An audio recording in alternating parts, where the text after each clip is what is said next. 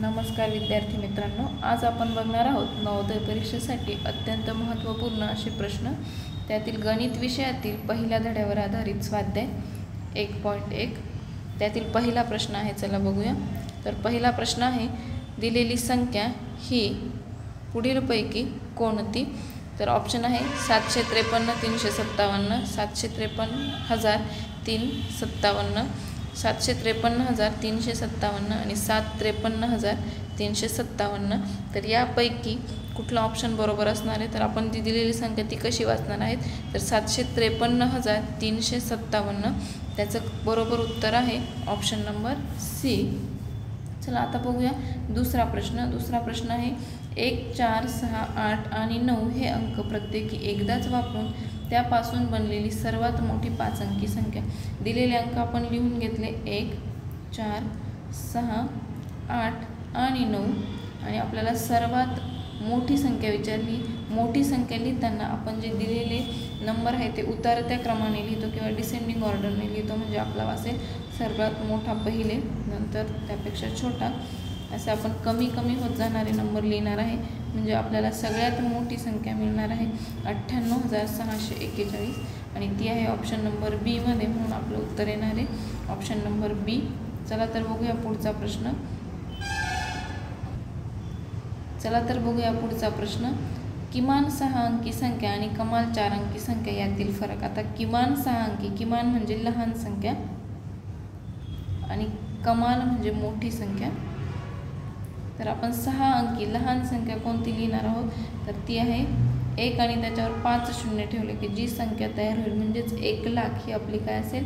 तर किमान लहान संख्या, किमान 6 अंकी संख्या असेल आणि कमाल 4 अंकी संख्या ती असेल 4 टाइम 9, 9, 9 आणि 9 यांच्यातील आपल्याला काय विचारलं आहे? तर यांच्यातील फरक काढायचा आहे। यांची वजाबाकी केली तर आपल्याला काय मिळणार आहे?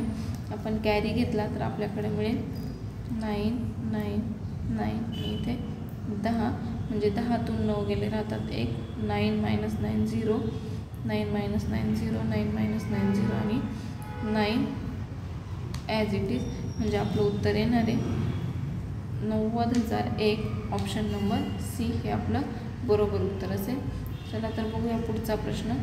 दशमस्थानी 9 असलेली विविध अंक वापरून बनवलेली किमान संख्या विचारली। किमान म्हणजे लहान संख्या आणि इथं कोणती विचारली? किमान संख्या दशमस्थानी। आता दशमस्थान प्रत्येक ऑप्शनमध्ये दिसते, दशमस्थानी 9 अंक आहे, पण आपल्याला काय विचारले? किमान छोटी, जिची व्हॅल्यू कमी असेल ती। तर ह्या 4 पैकी जी सगळ्यात छोटी व्हॅल्यू कोणाची आहे? तर 1992 ही संख्या सगळ्यात छोटी आहे। चला तर बघूया पुढचा प्रश्न। 5,555 ही संख्या कशी लिहाल? 5,500 आणि 55, 5,500 आणि 55, तर ऑप्शन नंबर डी। कमाल ते किमान अशा क्रमाने संख्यांचा कोणता गट आहे?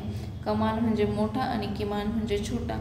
तर आपण बघितलं 81,428, 16,000, पण इथे 82,000 नंतर आले, म्हणजे हा आपला ऑप्शन ए येणार नाही। नंतर ऑप्शन नंबर बी बघितला तर आधी छोटा आणि नंतर मोठा, म्हणजे हे पण येणार नाही। आपल्याला काय पाहिजे? मोठ्याकडून छोट्याकडे जाणार पाहिजे। नंतर ऑप्शन नंबर सी बघितला तर 81, 82, 63, म्हणजे ऑप्शन नंबर सी पण नाही। आपला करेक्ट ऑप्शन आहे 82,341, 81,427, 63,178 आणि 13,378 ह्या संख्या योग्य क्रमाने मांडलेल्या आहेत, म्हणून ऑप्शन नंबर डी हे आपलं बरोबर उत्तर असेल। आता पुढचा प्रश्न बघा। 1, 0, 3, 4 आणि 5 हे अंक वापरून बनणारी लहानात लहान विषम संख्या कोणती?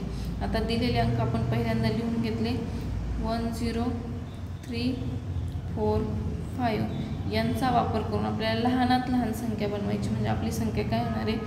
1, 0, 3, 4, 5 ही लहान संख्या झाली। यातही आपण विचार केला तर बघा हीच आपली लहान संख्या, जी आपण बनवलं आहे ती लहान संख्या विषम संख्या आहे, कारण संख्येच्या एकक स्थानी 5 आहे, म्हणून आपलं उत्तर येणार आहे ऑप्शन नंबर ए। आता पुढचा प्रश्न बघूया। जर प्रत्येक ओळ, प्रत्येक स्तंभ आणि प्रत्येक कर्ण यांमधील दिलेल्या संख्यांची बेरीज समान असेल, दिलेल्या संख्यांची बेरीज कशी आहे, समान असेल, तर एक्स, वाय आणि झेडची किंमत क्रमशः लिहा. आता आपल्याला सांगितलं आहे प्रत्येक स्तंभ, या स्तंभाची किंमत आणि प्रत्येक कर्णाची आणि प्रत्येक ओळीची किंमत सारखी. जर आपण यांची बेरीज केली 8 + 3 + 4 तर ती काय मिळणार आपल्याला 15 मिळेल. आणि 4 + 9 + 2 केलं तर ते पण काय मिळतं आपल्याला 15 मिळतं. मग आपल्याला हा जो उभा स्तंभ आहे, जो सेकंड नंबरचा 9 + 1 + y, हा पण काय येणार आहे 15, म्हणजेच 1 + y + 9 = 15. म्हणजेच आपला आन्सर y = काय येणार आहे, ह्या दोघांची ॲडिशन काय होणार आहे y, 10 + y = 15. आणि y ची व्हॅल्यू आपण काढली तर 15 - 10 म्हणजेच y ची व्हॅल्यू आपल्याला मिळणार आहे 5. आपल्याला y काय मिळतो आहे 5 मिळतो आहे. जर आपण पहिला स्तंभ बघितला, तर तो काय मिळेल आपल्याला,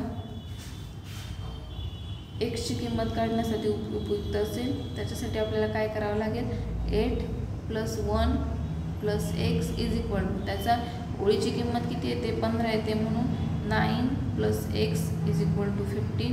आणि 9 जर सबट्रॅक्ट केला आपण तर काय मिळेल 15 - 9 केलं तर आपल्याला किती मिळतो 6. म्हणजे एक्सची व्हॅल्यू किती आली आहे 6 आली आहे. आता आपल्याला झेडची व्हॅल्यू काढायची. आपल्याला एक्स किती मिळाला 6 मिळाला आहे, वाय मिळाला आहे 5. आपण त्या व्हॅल्यू पुट करून पण काढू शकतो. एक्सची व्हॅल्यू सपोज इथं 6 घेतली मी, तर हा पूर्ण जो आहे स्तंभ त्याची किंमत काय येणार आहे, तर 6 + z + 2 = 15.